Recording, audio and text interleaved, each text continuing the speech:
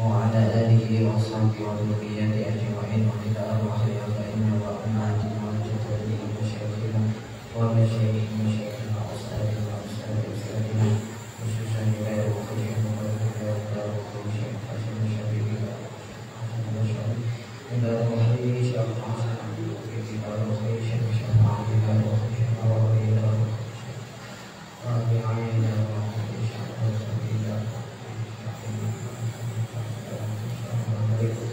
إلى وخير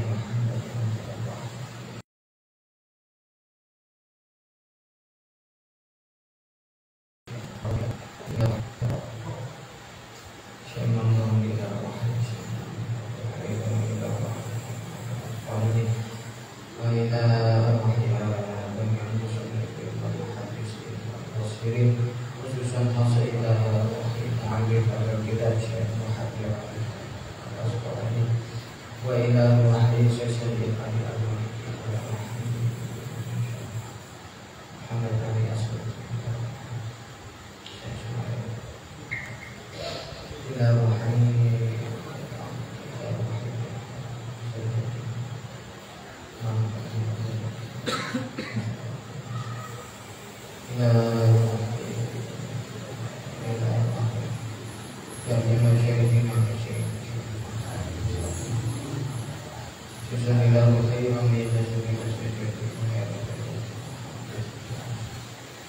وإلى أرواح آبائنا وأمهاتنا وجداتنا في هذا المجلس ومن حضر في هذا المجلس يا الله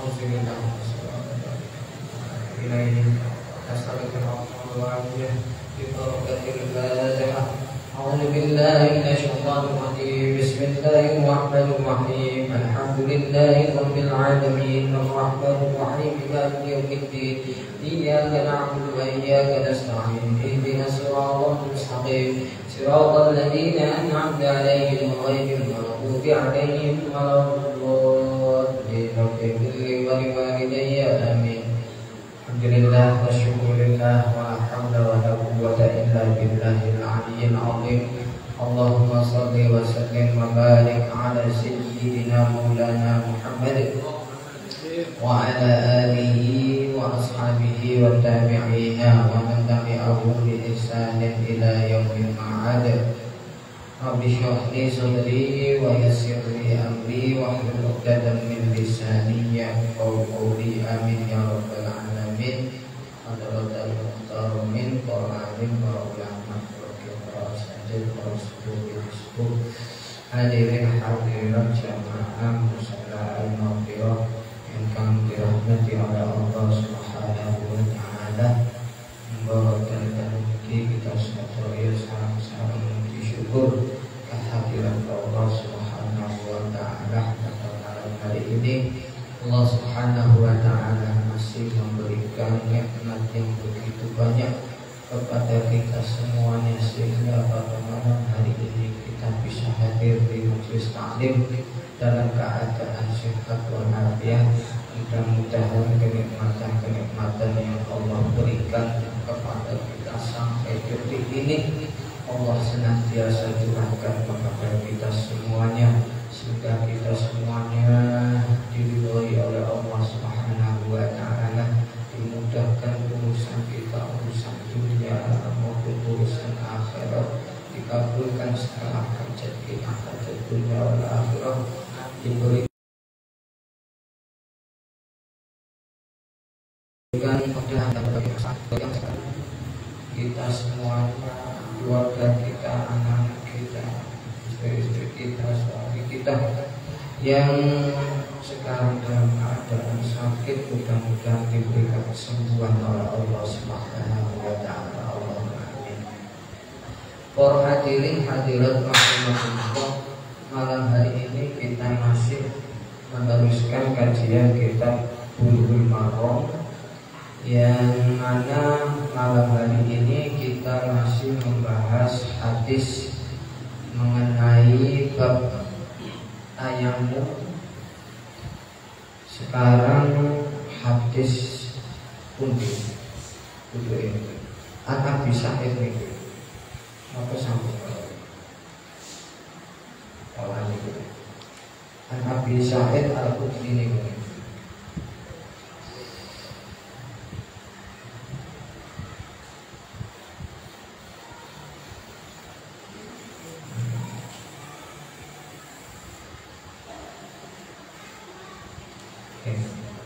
An Abi Sa'id Al-Khudri ini. Tidak nih boleh. Baik.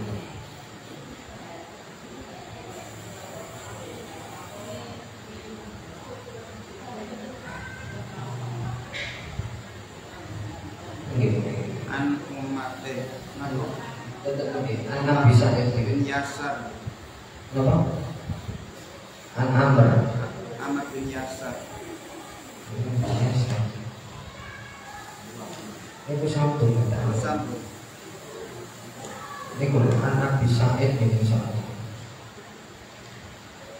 Kalau terjadi hadis nomor 8. Hadis nomor 8. Iya. Hadis nomor 8. Bismillahirrahmanirrahim. Qala al-mu'allifu rahimahullah wa nafa'ana bihi wa bi ulumihi wa bi asrari fitarini amin. Ya rabbal alamin ya mujibas sa'ilin. An Abi Sa'id Al-Khudri diriwayataken apa hadis saking Abi Sa'id Al-Khudri radhiyallahu an. Qala dawu sapa saking Abi Sa'id Al-Khudri. Dawune napa kharaja rajulani fi samarin. Kharaja metu sapa rajulani wong lanang loro fi samarin ing dalem pelungan suci. Abi Sa'id Al-Khudri menceritakan ada dua laki-laki yang sedang bepergian. Kemudian mahalarat mongko hadir apa as-sholatu sholat. Tiba-tiba datang waktu sholat. Walaisa ma'ahu ma'un. Walaisa lan ora ana iku ma'ahu sertane karo rajulani wong lanang loro niku apa ngakun banyu. Waktu sholat sedang tiba, datang waktu sholat mau wudu tapi nggak ada air. Dua orang ini. Badayang nama mukotayamum soporo julani. Soali dan ing debu, ing lebu dan iban kang suci. Kemudian dua orang laki-laki ini sahabat ini melakukan tayamum dengan debu yang suci. Fasolayam konulis sholat sopo karune rojulani. Kemudian melakukan sholat. Summa wajada mengkonuli nemu. Summa wajada mengkonuli nemu sopo rojulani. Al-ma'a ing banyu fil wakti ing dalam mengkono waktu. Kemudian setelah sholat, dua orang laki-laki ini yang sholatnya itu tidak pakai wudu, tapi karena tidak ada air, dia tayamum. Setelah sholat, kedua orang ini menemukan air di dalam waktu. Maksudnya masih di dalam waktunya, belum keluar dari waktunya. Fa'ada mengkonuli baleni. Fa'ada mengkonuli baleni sopo ahadulumah. Salah sijine karone rajulani as-sholata ing sholat. Wal wudu alan wudu. Kemudian salah seorang dari dua orang ini mengulangi sholatnya. Wudunya diulangi, sholatnya juga diulangi satu orang ini. Akan tetapi walau yu'id, tetapi ini orang baleni sopo al-akhoru wong lanang liyane. Tapi yang satunya tidak mengulangi sholat maupun wudunya. Summa ataya nuli nekani. Summa ataya nuli nekani sopo rajulani Rasulullah sallallahu alaihi wasallam ing utusannya Allah sallallahu alaihi wasallam. Kemudian dua orang laki-laki ini mendatangi Rasulullah seraya menceritakan kejadian yang dialaminya di tengah perjalanan. Nggak ada air, dia sholat dengan tayamum, yang satunya mengulangi sholatnya karena di tengah atau sesudah sholat dua orang ini menemukan alat untuk dipergunakan wudhu, yakni air. Satunya mengulangi, satunya nggak mengulangi, diceritakan seperti itu.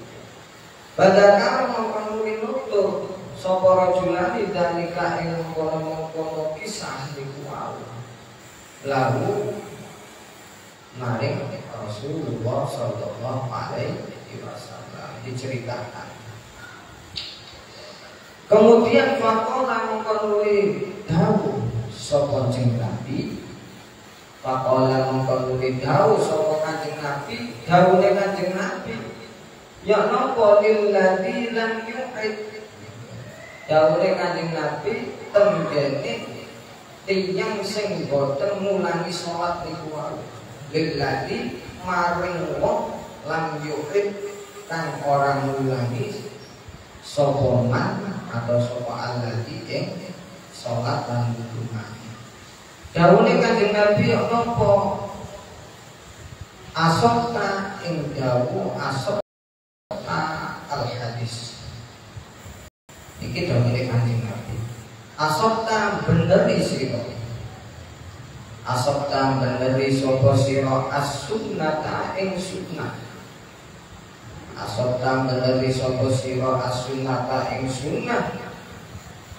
Wa ajza'atka lan nyukupi ing sira apa salatuka salat sira. Dikatakan sama Rasulullah kepada orang yang tidak mengulangi sholatnya itu, sahabat yang tidak mengulangi sholat, setelah sholat menemukan air tapi tidak diulang sahabat ini. Tapi oleh Rasulullah, asabta as-sunnah, kamu sudah benar, istilahnya benerlah kamu sunnah. Apa yang kamu lakukan itu sudah sesuai dengan sunnah. Dan mencukupi sholat, nggak usah diulang, itu cukup. Yes, benar. Waqala nadawu sapa kanjeng Nabi lil akhiri maring wong lanang kang meneh ai asani. Dawuhe kanjeng Nabi terhadap orang yang kedua, lakal ajru marrataini, ing dawuh lakal ajru marrataini. Laka iku tetep kedue sira al ajru utawi ganjaran marrataini kelawan rong ambalan. Rawahu meriwayataken ing hadis sapa Abu Dawud wa Nasa'i. Hadis ini diriwayatkan oleh Imam Abu Dawud dan Imam Nasa'i. Nabi berkata kepada salah satunya atau orang yang kedua yang mengulangi sholatnya itu tadi, lakal ajru marrataini, kamu mendapatkan 2 pahala. Dengan mengulangi sholatnya itu, orang yang kedua ini mendapat 2 pahala. Artinya sama-sama benar, tapi yang mengulangi itu lebih utama. Yang mengulangi sholatnya itu lebih utama. Jadi kalau kita itu tayamumnya karena tidak ada air, otomatis yang membatalkan tayamum itu adalah wujudul ma, adanya air. Nah, adanya air atau menemukannya air ini itu bisa mengakibatkan kita itu mengulang sholatnya atau tidak. Kalau kita itu menemukan airnya itu sebelum sholat, artinya sebelum kita itu takbir Allahu Akbar, kita tahu ada air, Nah, itu sholat kita batal. Sholat kita yang kita kerjakan dengan tayamum karena tidak adanya air, begitu kita yakin atau kita melihat, kita berprasangka ada tanda-tanda ada air, maka seketika itu sholat kita batal atau tayamum kita itu batal. Karena adanya air itu sebelum kita sholat, sebelum kita sholat atau sebelum kita melakukan takbir. Lalu gimana kalau kita itu menemukan air dalam keadaan di dalam sholat atau setelah sholat? Seperti dalam hadis ini, dua sahabat ini menemukan air ketika setelah sholat. Ketika setelah sholat, dua sahabat ini menemukan air, yang satunya mengulang sholatnya, yang satunya tidak mengulang sholatnya. Dan kedua-duanya dibenarkan oleh Rasulullah. Cuman yang mengulang sholatnya dapat 2 pahala. Artinya apa? Kalau kita menemukan air itu setelah sholat, maka tayamum kita itu tidak batal. Tayamum kita tidak batal setelah sholat. Artinya sholat kita juga sah. Yang kita kerjakan dengan tayamum tidak adanya air. Yang tidak sah harus pulang itu ketika kita tahu ada air sebelum sholat. Kalau sesudah sholat atau di dalam sholat sudah Allahu Akbar, ada orang lewat bawa jerigen air, itu gak otomatis batal sholat kita. Enggak. Tapi kita boleh meneruskan ataupun memutus sholat kita kerjakan, kita ulangi dengan wudu, boleh. Dan yang paling utama adalah memutus sholat dan mengambil wudu. Itu paling utama. Itu kalau memang waktunya tidak mepet. Kalau waktunya mepet, ya wajib gak boleh diputus sholatnya. Tapi kalau waktunya masih panjang, yang lebih baik itu diputus sholatnya, ambil air dulu, baru sholat. Nah, itu paling utama. Tapi kalau menurut hadis ini itu beda. Ini sesudahnya. Tadi yang saya terangkan ketika di dalam sholat. Kalau di dalam sholat ya gitu. Yang lebih utama adalah diteruskan. Itu pun kalau di dalam kita sholat itu berada di tempat yang mana tasqutul fardu, yang bisa menggugurkan fardu, atau tempat sing yang wujudul ada wujudil mak. Kita melakukan sholat di tempat sing umumnya itu tidak ada air. Itu baru kita boleh pilih antara memutus sholat kita wudu atau meneruskan sholat dengan tayamum itu tadi. Tapi yang lebih utama adalah memutusnya, ambil air wudu lalu sholat lagi. Itu pun kalau memang tidak mepet waktunya. Kalau mepet kan boleh diputus. Mepet ini maksudnya sekiranya rakaat yang kita kerjakan keluar dari waktu kalau kita putus. Artinya waktunya itu pas buat misalkan sholat zuhur ya 4 rakaat itu pas, atau kurang berapa menit. Kalau kita putus ambil wudu habis, itu nggak boleh kita putus. Itu maksud dari hadis ini. Tapi kalau kita berada di tempat waktu sholat ini, berada di dalam sholat, kita tahu ada air, ada orang bawa jerigen. Nah, ini kan disuruh untuk memutus atau meneruskan sholatnya. Kalau memang kita sholat itu di tempat yang tidak ada atau umumnya itu tidak ada air. Tapi kalau kita sholatnya itu di mahallin yang wujudul ma, di tempat yang umumnya ada air, ini harus diputus. Karena percuma kita teruskan sholat kita, sedangkan kalau kita teruskan tetap aja kita ngulang sholat. Jadi tayamum niku ada yang i'adatus sholat, ada yang wujubu i'adatus sholat, wajib mengulang sholatnya, ada yang tidak wajib mengulang sholat. Nah, yang wajib mengulang sholat ketika tayamum kita itu berada di tempat yang umumnya kita sholat itu di daerah situ umumnya ada air. Kalau nggak ada air, nggak usah mengulangi itu.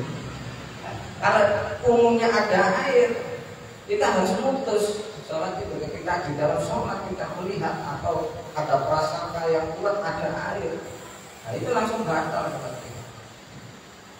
Dan harus diputus, nggak boleh diteruskan. Kalau kita teruskan, ya otomatis ya nanti ya ngulang lagi. Kita berada di tempat yang umumnya ada air sholatnya. Pentafsilan maksud dari hadis Nabi Muhammad Sallallahu Alaihi Wasallam. Hadis selanjutnya, Ali bin Abbas, dan riwayatakan saking sahabat Ibnu Abbas radhiyallahu anhu huma fi qaulihi azza wa jalla, ing dalam daune Allah azza wa jalla, daune Allah atau firman Allah, wa in kuntum marudha aw ala safarin wa lam tajidu ma'an fatayammamu sa'idan tayyiban.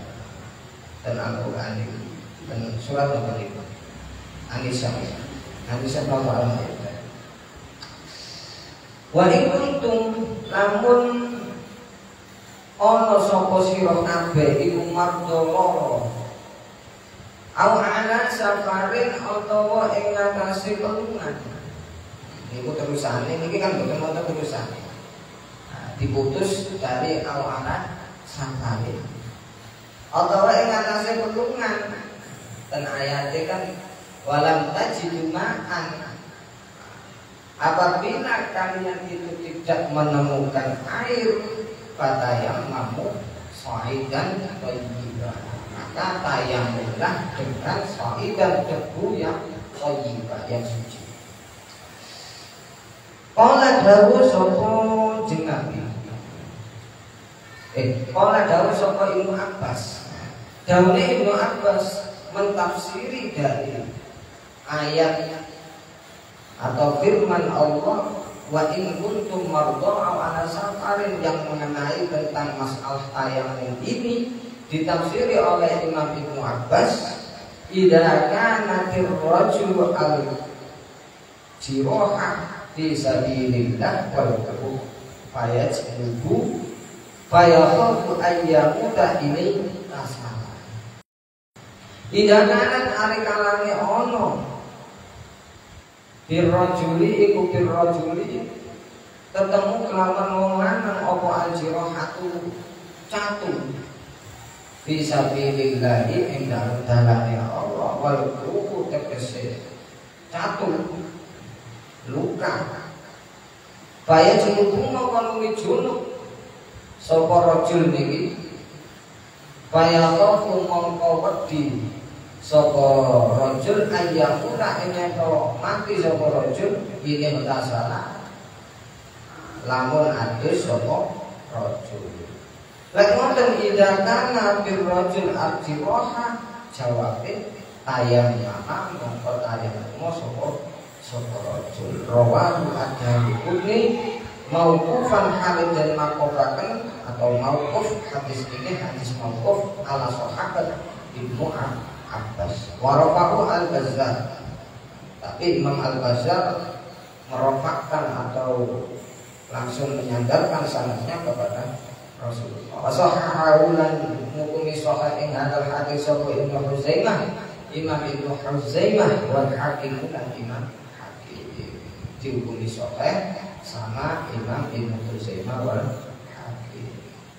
Hadis yang diriwayatkan oleh Imam Ibnu Abbas di sahabat Ibnu Abbas mentafsiri ayat Al-Quran mengenai tentang tayamum wa in kuntum marda aw ala safarin.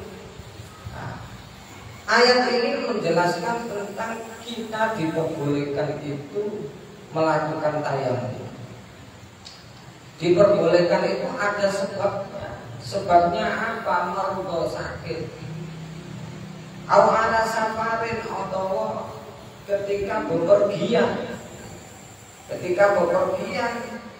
kita itu boleh tayamum. Maksudnya apa? Ketika bepergian yang umumnya orang bepergian itu di suatu daerah, umumnya itu orang bepergian di suatu daerah kan kita gak mengenal daerah itu. Umumnya orang yang bepergian itu tidak menemukan air. Makanya di dalam ayat itu dikatakan wa illam tajidu ma'an fadayam ma'usai. Ketika kalian itu sakit atau ketika bepergian tidak menemukan air sedangkan ada datang waktu sholat, maka fadayam ma'usaidan. Di sini Imam Ibnu Abbas mengatakan qala idakana birrajul ajroha. Iki nafsiri ayat Al-Quran sirwa in kuntum mardo. Di situ kan dikatakan apabila kalian sakit boleh tayamum, atau bepergian gak ada air boleh tayamum. Di situ ada dua, tapi yang ditafsiri ini adalah yang sakit. Apabila kalian itu sakit, ditafsiri oleh imam atau sahabat Ibnu Abbas, idza kana birrajuli al-jirah fisabilillah wal khuruj. Ketika seorang itu berada atau berperang di jalan Allah kemudian mengalami luka di tubuhnya, ada luka bacokan, luka sayatan ketika perang itu, kemudian si laki-laki ini atau sahabat ini junub. Dan dia mau mandi junub,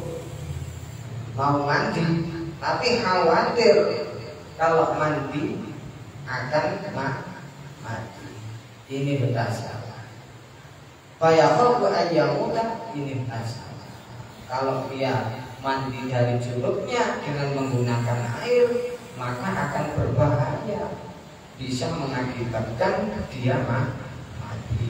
Maka dari itu boleh tayamum. Artinya di sini itu kebolehan sakit yang boleh kita itu bertayamum itu salah satunya adalah sebabnya karena khawatir kalau pakai air karena ada luka atau sakit, kalau pakai air bisa mati. Atau kalau pakai air lukanya itu tambah parah, atau lukanya itu enggak sembuh-sembuh, atau lukanya tambah benyek, tambah ireng, tambah basin. Dan kitab itu Sayyidil Fakhis, lukanya itu baunya enggak enak, tambah kena air terus itu dokter. Makanya tenggari kitab Bajurin itu idam tanah itu ditafsiri harumah. Kitab Bajurin itu atau kitab Fathul Qorib itu dan tafsir nopo dan syarahin Al-Bajurin itu idam tanah ditafsiri haram ketika memang berbahaya terhadap anggota tubuh kita ketika kena air, kita wudu atau kita mandi besar karena ada luka di tubuh kita sampai menghilangkan fungsi anggota tubuh kita, itu gak boleh, haram. Apalagi sampai menyebabkan meninggal, bisa haram. Maka dari itu syariat memberikan pengurangan dengan tayamum. Jadi tayamum itu dari awal kemarin sudah saya sampaikan, fungsi dari tayamum itu adalah sebagai pengganti wudu, pengganti mandi, dan juga pengganti anggota tubuh kita yang sakit tayamum. Nah, niki hadis ini menjelaskan tentang anggota tubuh yang sakit. Ini gimana? Dia punya luka, di kepalanya kena luka, kepalanya luka, kepala sing atas luka. Begini kumpul kali bojone, kumpul kali bojone, akhirnya junub, kepala atas, sing isor boten luka. Tadi kepala atas itu luka. Kumpul kali bojone, akhirnya junub, bingung. Jari dokter gak oleh kena air. Kalau sampai kena air, wah tambah parah penyakit ini kepala ya. Terus gimana? Ya tayamum. Karena ada sakit yang memperbolehkan untuk bertayamum. Terus cara tayamumnya gimana? Orang yang junub ini gimana? Lukanya misalkan di kepala, lukanya di kepala, tayamumnya gimana? Kalau masalah mandi ini kan rukunnya mandi itu gak ada tertib. Jadi bebas ketika kita menggunakan tayamumnya. Kita taruh di awal sebelum kita mandi atau sesudah mandi. Tapi yang paling enak ya sebelumnya lah. Tayamum sih ya. Kotor kabeh lah. Jadi ketika kita dalam keadaan junub, misalkan kepalanya yang luka, nggak boleh kena air. Ini gimana mandinya? Jadi yang dimandikan atau yang terkena air yang pertama itu adalah anggota tubuh yang sehat. Jadi tayamum dulu, tayamum untuk anggota tubuh yang sakit atau untuk menghilangkan saya niat melakukan tayamum sebagai ganti anggota tubuh yang sakit yang nggak boleh kena air. Tayamum sih ya kayak itu kalau ini praktek kita ya. Habis setelah tayamum baru mandi atau dibasuh, dialirkan air ke anggota tubuh yang nggak sakit. Ya sing sakit yang betul usah, karena sudah diganti dengan tayamum itu tadi. Itu fungsi dari tayamum, jadi mengganti anggota tubuh kita yang sakit sebagai ganti anggota tubuh kita yang sakit ketika mandi besar. Terus gimana kalau ketika wudhu? Nah ini wudhu, masalah wudhu. Terus masalah wudhu, ini kan masalah mandi. Hadis ini masalah mandi.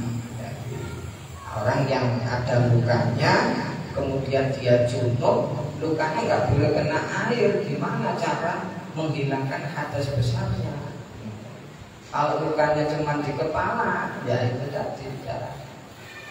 Jadi tayamum dulu untuk anggota tubuh yang sakit itu. Kemudian setelah tayamum selesai, dilanjutkan membasuh anggota tubuh yang nggak sakit itu dengan air. Ini hadis ini masalah fungsi dari tayamum mengganti anggota tubuh kita yang sakit ketika mandi besar. Terus kalau ketika wudhu gimana? Terus mau hadis selanjutnya. Soalnya masalah luka ini ada dua macam. Ada luka itu yang diperban, ada luka yang nggak diperban. Dan mensikapinya atau caranya itu juga beda-beda cara tayamumnya antara luka yang diperban dengan yang tidak diperban. Hadis selanjutnya An Ali radhiyallahu anhu, dan riwayatkan saking sahabat Ali radhiyallahu anhu. Qala dawu sahabat Ali inna salat pecah apa ihda zandaya salah sijine apa namanya itu pergelangan tangan sing cedeke epek-epek iki cedeke napa telapak tangan iki ros-rosan iki napa namine istilahnya ya keselio lan napa pecah ana terjatuh dari kuda. Jadi luka napa pergelangan tangannya sahabat Ali radhiyallahu anhu.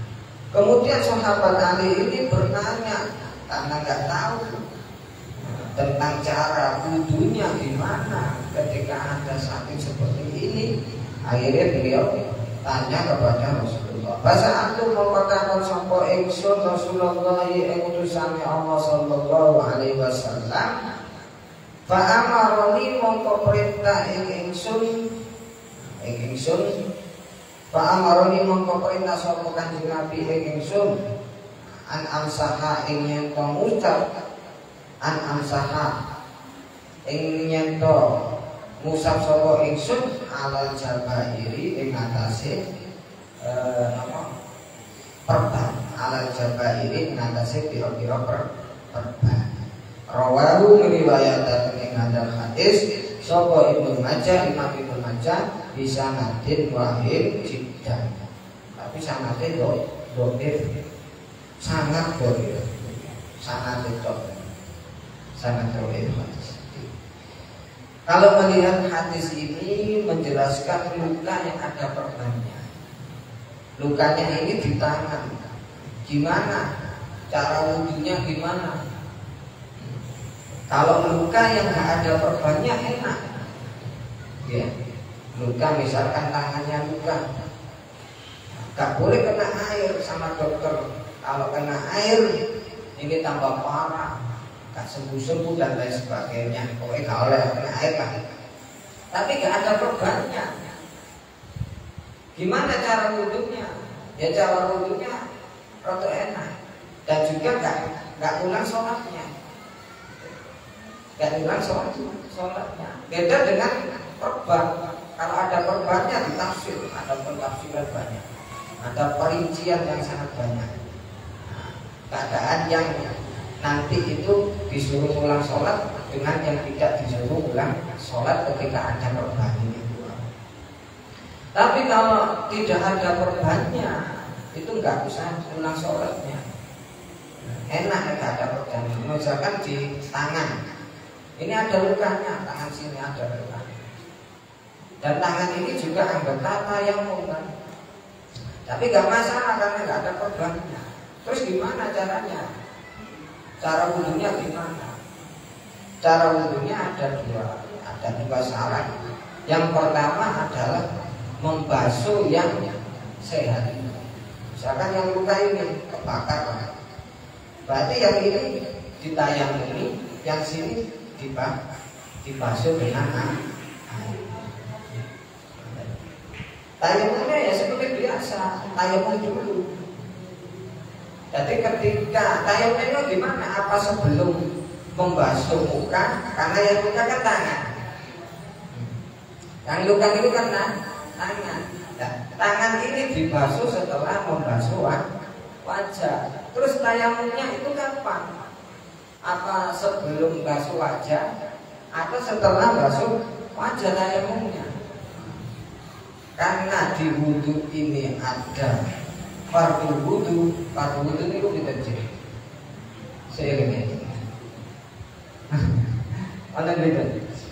6 ini. Yang terakhir nopo? Tertib. Karena di dalam fardu wudhu itu wonten tertib yang harus Artinya tertib itu tidak boleh pindah sebelum anggota wudhu yang sebelumnya itu sempurna, benar-benar sempurna terbasuh. Kalau belum sempurna nggak boleh pindah. Jadi ketika tangan kita yang sakit ini nggak ada perban, tayamumnya gimana? Ya tayamumnya setelah mengusap wajah. Wajah ini kan pertama usap wajah.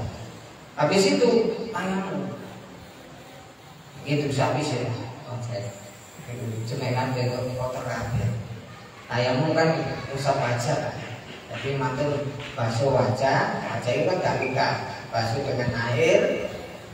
Habis itu 3 kali ya, sesuai dengan caranya dulu. Terus diusapi, dikosen sama anduk airnya. Kemudian tayamum. Tayamum untuk anggota wudhu yang sakit. Awal itu tayamum. Terus pokoknya bahasa Indonesia lah. Saya niat melakukan tayamum untuk sebagai ganti anggota wudhu yang sakit. Yang biasa blok muka, tangan di bawah. Sudah itu baru membasuh yang sehat. Misalkan tadi yang kiri, tangan ini yang sehat semuanya. Yang luka cuma ini, yang tangan kiri tapi cuma sampai pergelangan kalau berdasarkan hadis ini. Berarti yang ini diusap kan sudah ditayamum, kena tayamum tadi. Yang luka ini nggak boleh kena air. Jadi yang sehat yang boleh kena air ya dibasuh.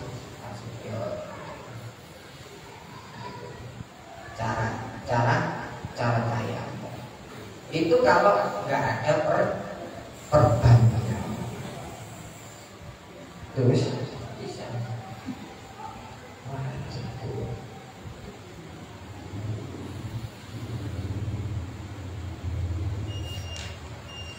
Terus gimana kalau ada perbannya? Kalau menurut hadis ini diusap toh, perbannya diusap. Kalau menurut hadis yang kita baca ini atau menurut sahabat atau hadis yang diriwayatkan oleh Sayyidina Ali radhiyallahu anhu, diusap toh perban ini. Tapi kalau hadis selanjutnya ini An Jabir itu rumah dekat situ. Oh, kalau 2 hadis bismillah. Gak ada nih terperinci. Terus pokoknya kalau jelaskan sih mata. Jadi kalau pakai ada perbannya, itu dilihat. Kalau yang sakit atau yang ada di perbannya itu di anggota wudhu anggota tayamum. Anggota tayamum kan muka sama tangan. Misalkan dan muka ya mari operasi katarak, dan itu kan diperban gitu. Nggak boleh kena air. Terus luka tangannya diperban, nggak boleh kena air. Nah, kalau perbannya itu berada di anggota tayamum, itu wajib diulang sholatnya. Wajib diulang. Meskipun naruh perbannya itu ketika dalam keadaan suci, sebelum diperban itu sampai wudhu disik, baru diperban. Meskipun naruh perbannya itu cuman sebatas yang luka itu, gak sampai kemana-mana. Meskipun dalam keadaan suci dan naruh perbannya itu pas di area lukanya itu tetap ngulang kalau memang lukanya itu di anggota tayamum. Karena ketika kita wudhu, kayak perbannya kan gak kena air. Kalau di sini tangan ya, kalau ada perbannya kan nggak bisa kena air. Terus kalau ditayamumi nggak kena debu karena ada perban. Akhirnya berkurang antara pengganti dengan yang diganti itu sama-sama kurang. Makanya di situ disuruh ulangi sholatnya. Kalau dia berada di anggota tayamum itu. Terus gimana kalau lukanya itu di selain anggota tayamum? Misalkan di tangan, di kepala, bisa. Di tangan, di kaki. Di kaki selain anggota tayamum, kaki lah, kan jempolane. Ini nggak boleh kena air, akhirnya diperban jempolane ini. Nah, ketika wudhu gimana? Nah, ini kan tidak, namanya kaki itu kan di selain anggota tayamum, otomatis ada pentafsilan, ada perincian. Yang pertama, wajib mengulang sholatnya. Wajib mengulang sholat ini ketika kita naruh korbannya di kaki ini, itu dalam keadaan tidak suci, tidak punya wudhu, terus kita perban, terus perbannya ini terlalu banyak atau bibadril istimsak, kalau di dalam kitab itu menaruhnya itu ya gak pas di lukanya itu. Misalkan lukain itu tak menten lah gitu. Bisa jempolan tak menten lah. Nah ini naruh korbannya itu melebihi sedikit kok. Di kodril istimsak itu sekira buat penguat saja, korbannya itu cek kuat. Gak sampai dibutuh kabeh, misalkan lukanya sak menten, ini dibutuhnya sak menten. Nah ini kan melebihi. Kalau melebihi, baik dia merbani niku wau apa namanya dalam keadaan suci atau tidak, wajib diulang sholatnya. Tapi kalau dia naruhnya itu dalam keadaan suci tapi sekedar untuk dibuat apa? Pas lukanya atau sekedar apa? Ya lebih dari lukanya, kalau ini plus gitu loh. Ini plus itu lek sampingnya kan pedit kan. Kalau sing apa tengah-tengah ini ngoten obatin. Nah, itu sing sebelah kadine niku tahun tempelan tadi. Nah, itu kan nempel dari kulit itu kan sekedar penguat saja. Beda yang sampingnya yang panjang itu lebih di sampingnya. Nah, yang diukur di kodril istimsak sekira itu sebagai penguat perban aja, supaya perbannya nggak coplok, melebihi dari luka yang sakit. Tapi sekedar buat cek lengket, perban itu cek kuat, nggak sampai melebihi batas yang nggak normal. Ya kayak istilahnya kayak nomor endiklas yang pinggiran gitu, kalau kate lagi. Kalau seperti itu, maka disyaratkan dalam keadaan suci baru gak ngulangi sholat. Kalau naruhnya itu gak dalam keadaan suci, ya wajib diulang sholat. Tapi kalau naruhnya itu dalam keadaan hadas ataupun suci, tapi perbanin itu apa namanya? Cuman hanya biqadril istimsak atau gak mengambil bagian sing sakit. Jadi dia itu merban itu pas tenggene lukanya. Tapi lalu itu dalam keadaan suci ataupun tidak suci, maka gak wajib mengulang sholat. Sekedar pas luka ini. Jadi ada pentafsiran. Terus gimana cara tayamumnya, cara wudunya orang yang ada luka korbannya ini? Cara wudunya misalkan korban ini tangan ini kan anggota tayamum. Nah kalau di anggota tayamum dia tetap wajib mengulang sholat dulu. Terus gimana caranya? Ya caranya ya hampir sama, seperti gak ada korban ini cuman ada tambahan usap korban. Jadi ya butuh misalkan lukanya tangan ini sampai tenang sampai pergelangan. diperban. Wudhunya basuh wajah dulu, lalu basuh tangan si kanan ini yang sehat dibasuh dulu. Setelah itu tayamum untuk tangan si sakit ini waduh.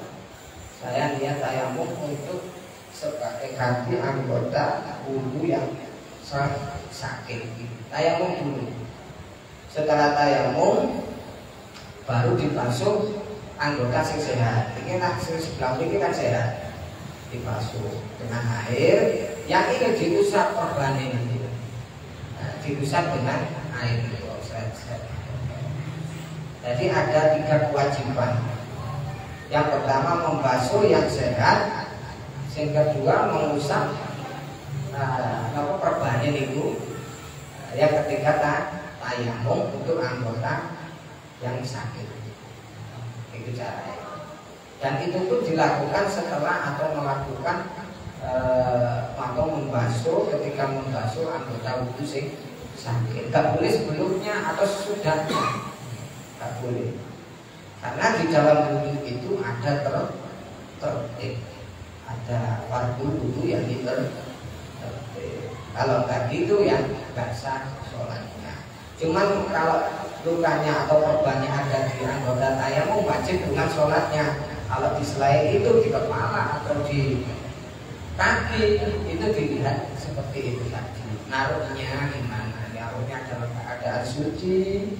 Terus korbannya itu nggak sampai kelewat batas melewati anggota yang salah, yang nggak sakit itu terlalu banyak. Gak sekedar dibuat untuk penguat saja atau pelekatnya sekedar pelekat lah si isok nempel, si isok perbanding itu gak cocok. Tapi sampai banyak memakan anggota wudhu sing sehat ya gak sah. Meskipun naruhnya itu dalam keadaan punya wudhu. Oke, semoga itu terus sampai teman-teman silakan. Bingung. Pulang sholatnya itu otomatis setelah sembuh gitu. Oke, setelah sembuh diulang. Catatnya berarti. Oke, berapa kali sholat. Itu kalau di dalam madzhab Imam Syafi'i disuruh ulang. Nah, itu kalau saya mau tamat. Tapi jumhur ulama selain madzhab Syafi'i itu nggak usah ulang. Dan ini kitab majmuk itu untuk. Tapi nggak sampai madzhab Syafi'i ulang. Tapi nggak dosa dengan kita melakukan sholat. Berarti kita itu sungguh-sungguh menjalankan perintah Allah. Bukan menyia-nyiakan waktu sholat. Yang nggak ada dosa kan menyiapkan waktu sholat itu nggak sholat sampai keluar waktunya. Itu madzhab Syafi'i mau dikengken ulang sholat. Kalau jumhur ulama gak ada perbedaan. Baik naruhnya itu suci atau perbannya itu melewati batas maupun bukan perbedaan model. Dan ini kita Al-Majmu' karangan Imam Syekh Al-Imam Syarafuddin Yahya An-Nawawi. Itu model. Pun sampai teman. Pun ini pertemuan besok saya wonten di bulan sama dan Pak. Bismillahirrahmanirrahim. Allahumma shalli wa sallim ala sayyidina Maulana Muhammad wa ala ali sayyidina Muhammad wa ta'ala bima 'allamtana wa 'allimna ma yanfa'una wa tu'inna hajatina ila rabbana atina fid dunya hasanah wa fil akhirati hasanah wa qina 'adzabannar. Wa sallallahu ala sayyidina Maulana Muhammad. Alhamdulillahirabbil alamin. Wassalamualaikum warahmatullahi wabarakatuh.